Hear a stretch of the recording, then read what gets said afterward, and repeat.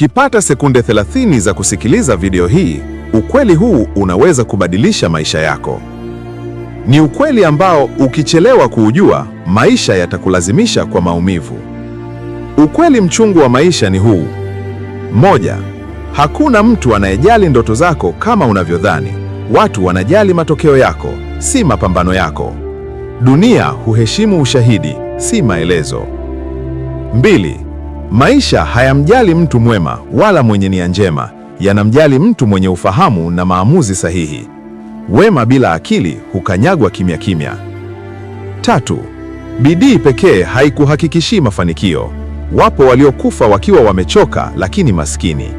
Akili huamua mwelekeo, bidii hufuata. 4.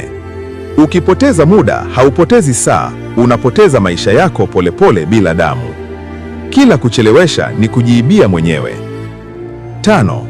Maamuzi unayokwepa leo ndiyo yanakutesa kesho. Maisha hukulazimisha kulipa kile ulichokataa kukikabili. Kukimbia ukweli ni kuupa nguvu. 6. Watu wengi hawatakuchukia kwa sababu wewe ni mbaya, bali kwa sababu unaanza kujitambua. Ukuaji wako huwakumbusha usingizi wao. 7. Hakuna mtu atakayekuja kukuokoa. Kusubiri kuonewa huruma ni mkakati wa watu waliokata tamaa. Ukombozi huanza pale lawama zinapoisha.